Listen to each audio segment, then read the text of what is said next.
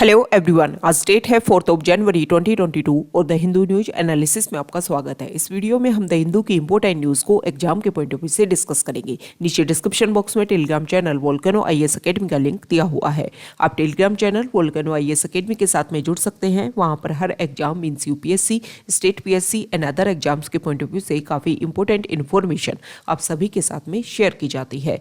तो चलो स्टार्ट करते हैं। वीडियो को स्टार्ट करेंगे एक ज्योग्राफिकल मैप क्वेश्चन के साथ में। और आज आपका क्वेश्चन ये है कि बाब अल मंडब जो स्टेट है वो कहां पर सिचुएटेड है। आपको सबसे पहले जाकर के मैप में इसको व्यू करना है और फिर इससे related her important facts and information को कमेंट बॉक्स में टाइप करना है। जो भी आपसे क्वेश्चन पूछे जाते हैं आप उनका आंसर देने की कोशिश किया करो।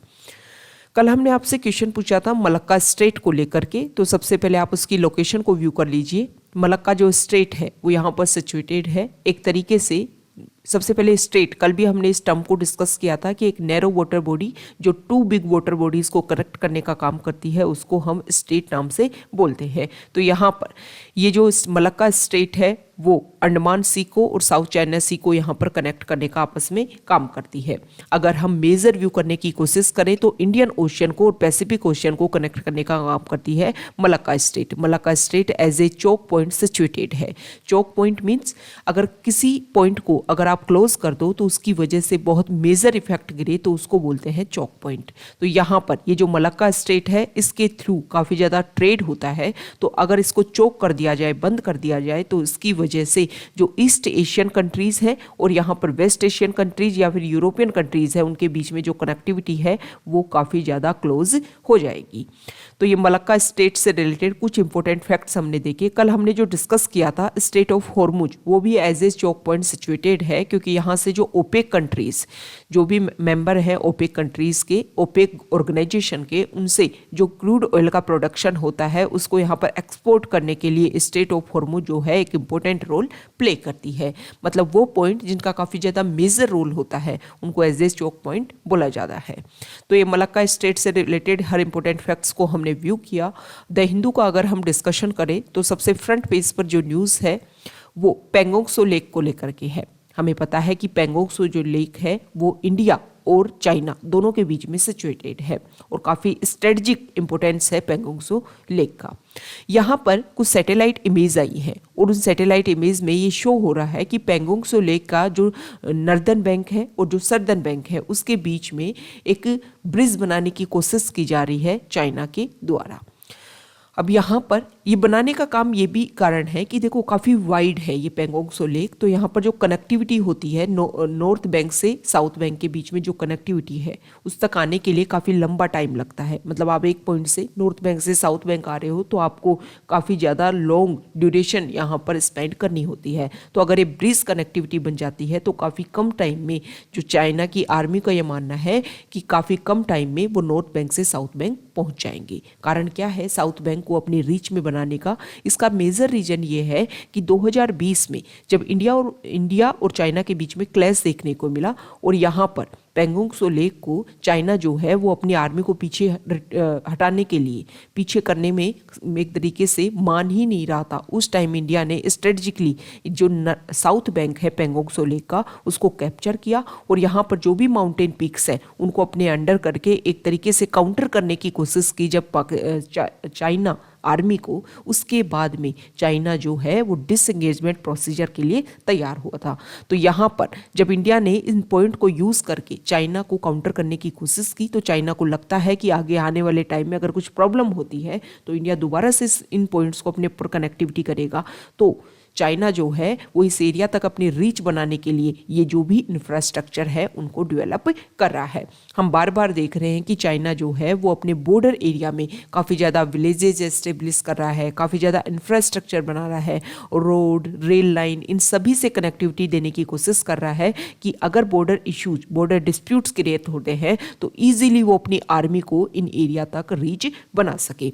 अब पेंगोंग सो लेक जो है उसकी मैप को हम व्यू करेंगे और उसका क्या इंपॉर्टेंस है इसके बारे में हम कुछ बेसिक पॉइंट्स डिस्कस कर लेते हैं।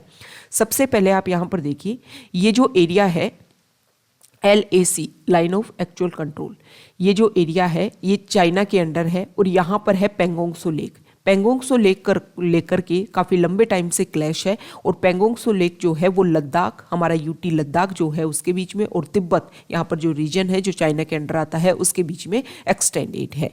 इसके पास में ये चुसुल वैली है। 1962 में जब इंडिया और चाइना के बीच में वॉर हुआ था तो इस एरिया में वो वॉर लड़ा गया था, इसकी वजह से इसका भी काफ़ी ज़्यादा इंपॉर्टेंस है। पेंगोंग सो लेक को चाइना को अपने अंडर करने का एक मेन रीजन यही है कि वो चुसुल वैली को भी अपने अंडर कैप्चर करना चाहता है।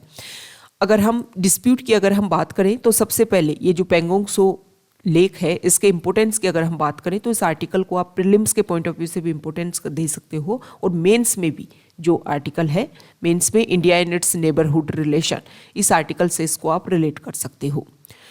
ये पेंगोंग सो लेक है, ठीक है। ये एक तरीके से सबसे पहले पेंगोंग सो लेक जो है उसके बारे में बेसिक फैक्ट्स हम देखते हैं। तो तिब्बतन लैंग्वेज में पेंगोंग सो का लिटरली मीन्स होता है कॉन्क्लेव लेक, ठीक है। और ये टैथीज जियोसिंक्लाइन से it is formed from Tethys geosyncline. और सबसे इंपॉर्टेंट फैक्ट्स ये है कि ये सॉल्ट वाटर लेक है, ये आपको ध्यान में रखना है। यहाँ पर अगर हम बात करें पेंगोंग सो लेक की तो दोनों इंडिया और चाइना के बीच में इश्यू ये है कि इंडिया ये मानता है कि यहाँ तक 1962 में जब वॉर हुआ उसके बाद में जो हमारी बीच में बॉर्डर जो डिसाइड की गई वो ये है कि इंडिया का ये मानना है कि 8 फिंगर, अब ये फिंगर क्या होती है, यहाँ पर पेंगोंग सो लेक के नॉर्थ पार्ट पर जो माउंटेन है उसका एक्सटेंशन इस तरीके से है कि ऐसे लगता है कि यहाँ पर फिंगर्स के रूप में वो फैला हुआ है, तो उसी को फिंगर्स के नाम से जाना जाता है। और यहाँ पर 8 फिंगर्स तक ये एक्सटेंशन है। इंडिया का ये मानना है कि 8 फिंगर जो है वहाँ तक हमारी बॉर्डर है और वहाँ तक हम रेगुलर अपना मेंटेन कर सकते हैं। चाइना का ये मानना है कि फिंगर 2 तक हमारा एक्सटेंशन है, हमारी बॉर्डर का एक्सटेंशन है और यहाँ पर हम क्या कर सकते हैं, अपनी इस एरिया को ओवरव्यू कर सकते हैं। इंडिया यहाँ तक ये जो 4 फिंगर है यहाँ पर इंडिया की पोस्ट है और यहाँ तक अपने लैंड मतलब एक तरीके से पैदल चल करके वो इस एरिया को व्यू करते हैं। लेकिन चाइना जो है वो अपने इंफ्रास्ट्रक्चर को यूज़ करते हुए, अपने व्हीकल्स को यूज़ करते हुए इन एरिया को व्यू करने की कोशिश करता है। तो ये प्रॉब्लम है कि बॉर्डर जो एरिया है उसको एनक्रोच को लेकर के इंडिया का मानना है कि चाइना एनक्रोच कर रहा है और चाइना का ये मानना है कि इंडिया हमारे अंदर एनक्रोच कर रहा है। इसी को लेकर के इशू है। डिसएंगेजमेंट प्रोसीजर हमारे यहाँ पर चल रहा है, लेकिन फिर भी चाइना की जो भी प्रॉब्लम्स हैं वो कम नहीं हो रही है। अभी हमने देखा कि हमारा जो अरुणाचल प्रदेश जो स्टेट है वहाँ पर भी कुछ 15 पॉइंट्स को चाइना ने अपनी लैंग्वेज में नाम देने की कोशिश की है और उस एरिया को एक्सटेंड करके साउथ तिब्बत के रूप में डिक्लेयर किया है। तो ये कुछ इशू हैं। अगर इस तरीके से जो प्रोसीजर है, जो हमारे बीच में पीस कीपिंग जो रिलेशन है उनके ऊपर, उन पॉइंट्स के ऊपर, उन एग्रीमेंट्स के ऊपर अगर हम रिलाई नहीं करते हैं, उन पॉइंट्स के ऊपर नहीं बने रहते हैं तो आने वाले टाइम में टेंशन क्रिएट हो सकती है। नेक्स्ट इंपॉर्टेंट आर्टिकल यहाँ पर वैक्सीनेशन प्रोग्राम को लेकर के है। हमारे प्राइम मिनिस्टर ने अभी कुछ समय पहले ये डिसाइड किया कि हमारे यहाँ पर जो भी छोटी एज के जो बच्चे हैं, मतलब 15 to 17 एज ग्रुप के जो चिल्ड्रन हैं उनको वैक्सीनेशन प्रोग्राम स्टार्ट किया जाए। 3 जनवरी उन्होंने डेट बोली थी और उसके फर्स्ट डे ही 40 लाख जो चिल्ड्रन है, 40 लाख जो एडोलेसेंट्स है, मतलब युवा जो हैं, उनको फर्स्ट डोज देने की बात की गई है कोविड वैक्सीन की। हालांकि देखो हमारे जो मतलब 18 अबोव जिनकी एज ग्रुप है उनको दोनों वैक्सीन दी जा रही हैं, कोवैक्सीन और कोविशील्ड। लेकिन जो 15 to 17 एज ग्रुप के जो पर्सन हैं, जो एज है ग्रुप जो है, उसको सिर्फ और सिर्फ उनको कोवैक्सीन जो है जिसको भारत बायोटेक के द्वारा बनाया गया था उसको ही एडमिनिस्टर करने की बात की गई है। ओके, तो एक तरीके से जो सेफ्टी है, क्योंकि कोविड का नया वेरिएंट हम देख रहे हैं और उस वेरिएंट की वजह से हो सकता है कि इफेक्ट देखने को मिले, कोविड की नई वेव देखने को मिले, तो ज़्यादा से ज़्यादा जो सेफ्टी है उसको इंक्रीज करने की कोशिश की जा रही है। नेक्स्ट इंपॉर्टेंट आर्टिकल यहाँ पर देखिए, पेज नंबर 5 पर साउथ पेज जो आता है उस पर कुछ इंपॉर्टेंट न्यूज़ आई है। सबसे पहले तो हमारे जो वाइस प्रेसिडेंट हैं उन्होंने एक बात बोली कि don't indulge in hate speech. Hate speech में अपने आप को इंडल्ज मत करो। सेक्युलरिज्म जो है वो हमारे इंडियंस की ब्लड में है और हर पर्सन जो है उसको राइट है अपने फेथ को लेकर के प्रीच करना, प्रैक्टिस करना। ओके, ये इशू क्या है कि अभी हरिद्वार में एक सभा, एक असेंबली ऑर्गेनाइज होती है और उसमें कुछ इस तरीके के स्टेटमेंट आते हैं जिसकी बाद में ये बोला गया कि उनके ऊपर केस दर्ज करवाए जाएं क्योंकि उन्होंने हेट स्पीच देने की कोशिश की है। तो ये हेट स्पीच जो टर्म है इसके बारे में हम बेसिक फैक्ट्स देखेंगे कि हेट स्पीच जो है वो किससे रिलेटेड है और कहाँ पर हमारे किस में कौन कौन से लॉ में इसके बारे में बताया गया है। देखो, सबसे इंपॉर्टेंट बात ये अगर बोली जाए कि मान लो किसी भी पॉइंट को लेकर के कि भाई उसकी कोई स्पेसिफिक डेफिनेशन है या नहीं है, तो हेट स्पीच की कोई भी स्पेसिफिक डेफिनेशन नहीं है, कोई लीगल डेफिनेशन नहीं है। सिर्फ इतना माना जाता है कि मान लो आपने कुछ बोला, आपने कुछ काम किया, आपने कुछ साइन दिए, आपने कुछ लिखा, उसकी वजह से अगर प्रॉब्लम होती है सोसाइटी में, जो कास्ट है, जो जेंडर है, जो रिलीजन है, उनके बीच में क्लैश होने की अगर स्थिति सिचुएशन आ जाती है तो मतलब वो जो स्पीच है उसको हेट स्पीच माना जाता है। लॉ कमीशन ऑफ इंडिया की जो 267वीं जो रिपोर्ट है उसमें भी हेट स्पीच को इसी तरीके का जनरली यही स्टेटमेंट देने की बात की गई है कि अगर स्पीच से, स्टेटमेंट से कोई भी प्रॉब्लम क्रिएट होती है तो उसको हेट स्पीच की कैटेगरी में रखा जा सकता है।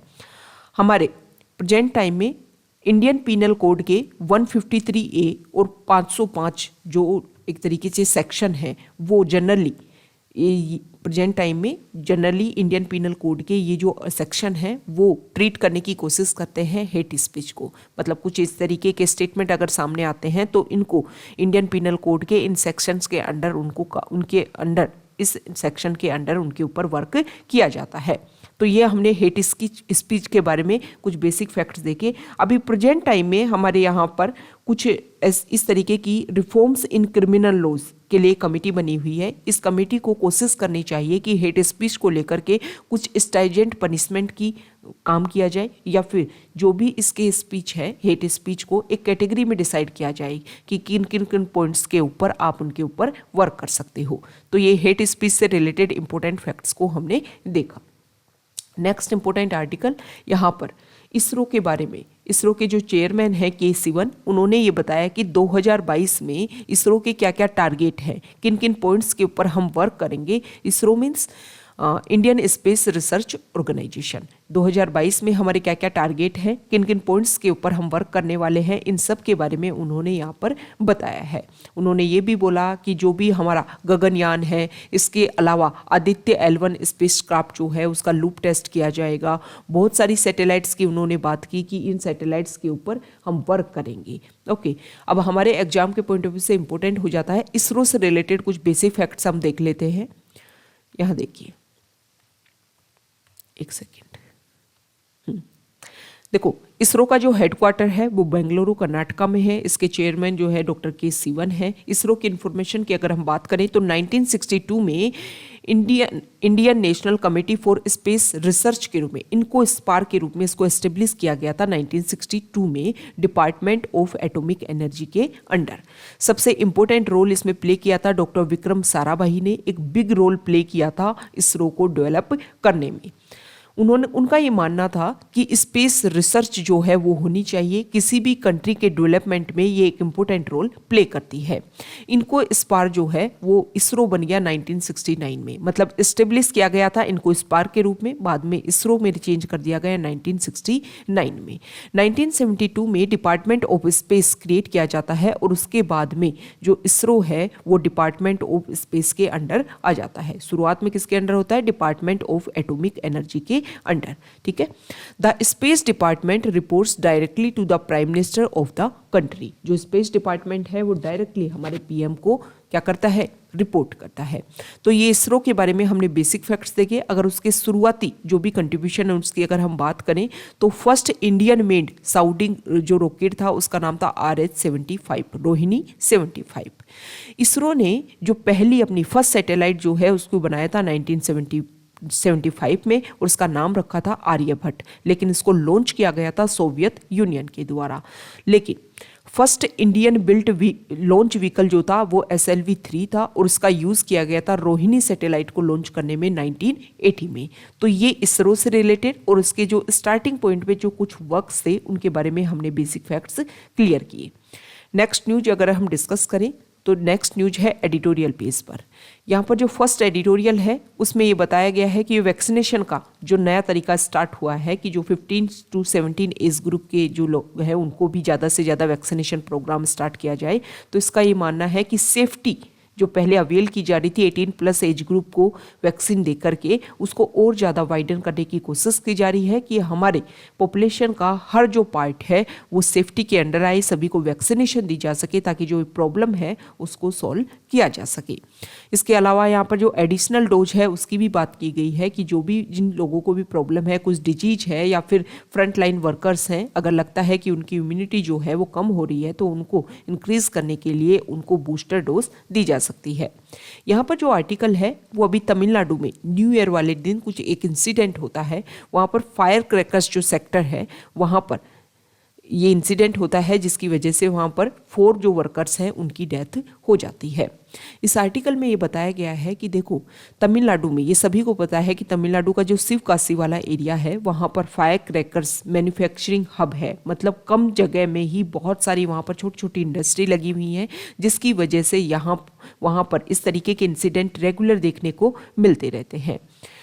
अब यहाँ पर जो भी हजार्डस केमिकल यूज़ किया जाता है उसका सही तरीके से यूज़ नहीं किया जा रहा, उसको हैंडल करने का जो तरीका है, जो भी यहाँ पर वर्कर्स हैं उनके पास में ट्रेनिंग नहीं है जिसकी वजह से उनको पता ही नहीं है कि कौन सा जो केमिकल है उसको किस तरीके से यूज़ करना है। और जब ये पता नहीं होगा तो फ्रिक्शन की वजह से ये जो प्रॉब्लम है वो रेगुलर यहाँ पर क्रिएट होती रहती है।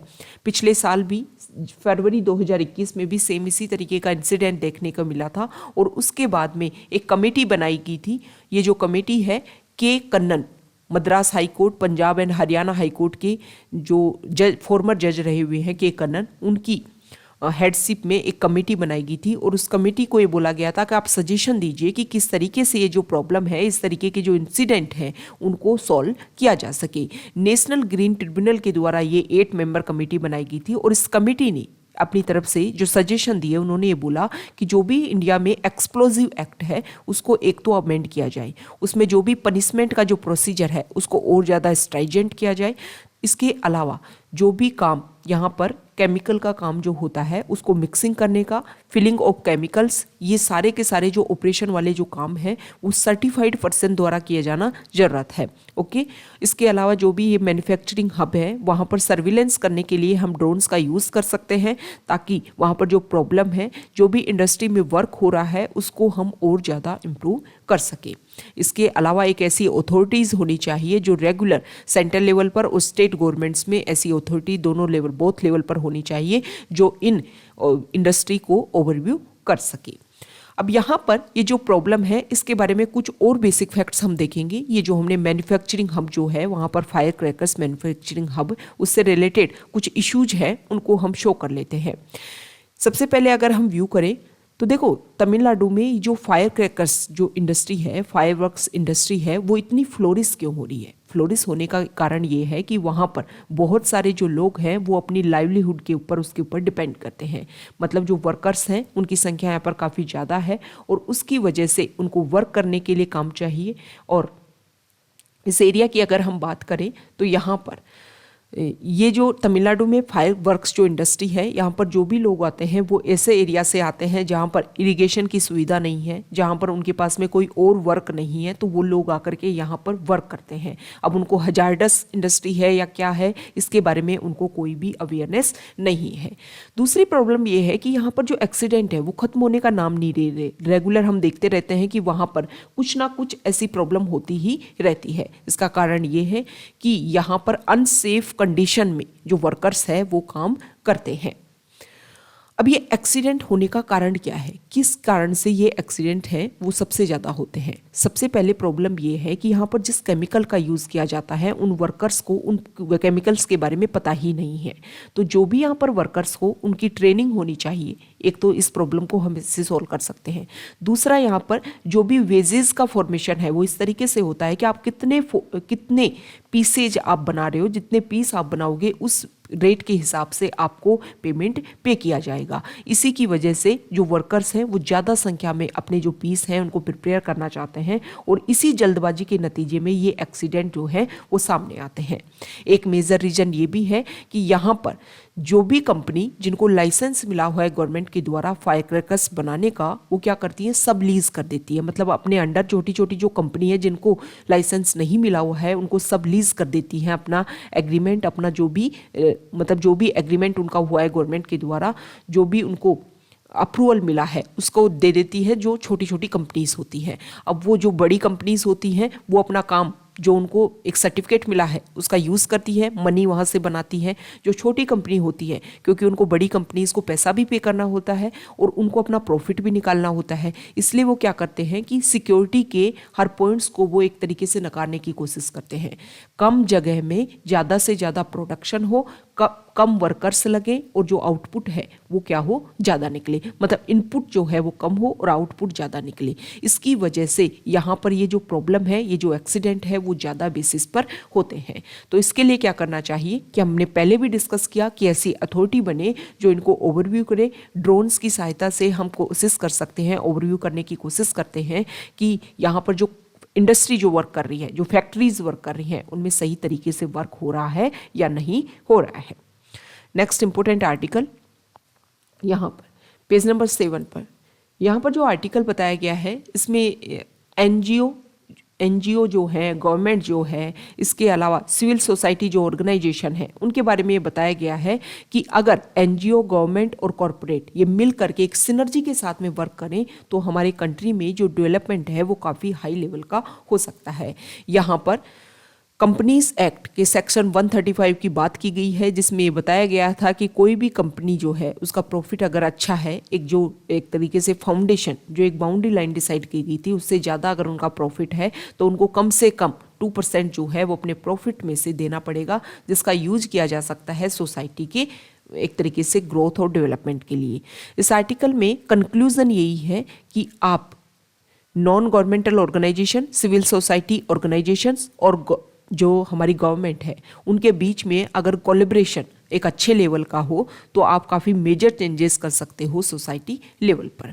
यहाँ पर जो आर्टिकल है उसमें बताया गया है कि 2021 में कौन कौन सी जो टर्म्स हैं उनको बहुत ज़्यादा सर्च किया गया। गूगल ट्रेंड्स में ये बताया गया है कि किन किन टर्म्स को सबसे ज़्यादा हमारे यहाँ पर सर्च किया गया है। हाउ टू और नियर मी ये जो टर्म है इन कैटेगरीज को भी सबसे ज़्यादा, मतलब जो भी सर्च करेगी जो टर्म, मान लो वैक्सीन सर्च करेगी या फिर वैक्सीन सेंटर सर्च किया गया तो how to reach vaccine centre, या फिर जो मतलब दूसरी टर्म ये यूज़ की गई कि वैक्सीन जो सेंटर है कि नियर मी, मेरे कौन से पास में कौन सा वैक्सीन सेंटर है। बहुत सारे पॉइंट्स जो हैं वो इन टर्म्स से रिलेटेड ज़्यादा टर्म्स सर्च की गई। इसके अलावा जो मूवीज़ में भी यहाँ पर बताया गया है कि जय भीम जो मूवी है उसको बहुत ज़्यादा सर्च किया गया।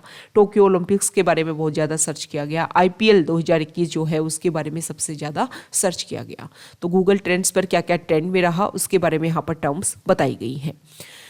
नेक्स्ट इंपोर्टेंट आर्टिकल है पेज नंबर 8 पर। इसमें EWS जो कल भी हमने डिस्कस किया था इस आर्टिकल को, EWS रिजर्वेशन के बारे में। सेंट्रल गवर्नमेंट ये चाहती है कि जल्द से जल्द लिस्ट हो सुप्रीम कोर्ट में ये केस और इसमें रिजल्ट निकल करके आए ताकि नीट की PG की जो काउंसलिंग बची हुई है उस काउंसलिंग को कंप्लीट किया जा सके और जो भी स्टूडेंट है जिन्होंने उसमें क्लियर किया है उस एग्जाम को उनको उनका बेनिफिट टाइम पर मिल सके। सेंट्रल गवर्नमेंट ने अपनी जो रिपोर्ट है उसको रखा है सुप्रीम कोर्ट में और ये बात बोली है कि ये इशू क्रिएट हो गया था कि EWS जो रिजर्वेशन दिया गया है उसमें 8 लाख जो है वो इनकम लिमिट फिक्स की गई थी। तो क्वेश्चन यहाँ से ये उठा था कि आपने OBC जो आरक्षण दिया, OBC जो रिजर्वेशन दे रखा है उसमें भी 8 लाख आपने इनकम लिमिट फिक्स कर रखी है और EWS रिजर्वेशन में भी आपने 8 लाख इनकम फिक्स कर दी। तो इसमें क्या सिमिलरिटी है या फिर क्या दोनों में जो डिफरेंशिएट है, किस बेसिस पर आपने ये 8 लाख की जो लिमिट है वो फिक्स की है। तो सेंट्रल गवर्नमेंट ने अपनी तरफ से जो रिपोर्ट रखी है उसमें मानना है कि दोनों का जो बेसिस है वो अलग अलग है। दोनों को ऐसा नहीं है कि सिर्फ एक क्राइटेरिया रखिए बिना सोचे समझे। हर पॉइंट को अच्छे से इवोल्व किया गया है, हर पॉइंट के ऊपर अच्छे से डिस्कशन किया गया है, तब जाकर के 8 लाख की जो क्राइटेरिया है वो फिक्स किया गया था। EWS रिजर्वेशन आप सभी को पता है 103 जो कॉन्स्टिट्यूशनल अमेंडमेंट एक्ट है उसके थ्रू इसको इम्प्लीमेंट करने की कोशिश की गई थी। और कारण ये था कि हमारी सोसाइटी के वो पार्ट जिनको किसी भी तरीके का रिजर्वेशन नहीं है और इकोनॉमिकली वीकर सेक्शन है, तो उनको भी रिजर्वेशन दिया जा सके ताकि जो इक्वलिटी है उसको मेंटेन किया जा सके। ईडब्ल्यूएस रिजर्वेशन के थ्रू हमारे जो कॉन्स्टिट्यूशन का आर्टिकल 15 है, मीन्स हमारे फंडामेंटल राइट आर्टिकल 15 और आर्टिकल 16 में अमेंडमेंट किए गए। और इसमें जो भी एजुकेशनल इंस्टीट्यूशन है या फिर जो जॉब है उनमें रिजर्वेशन देने की, प्रोवाइड करने की कोशिश की गई है।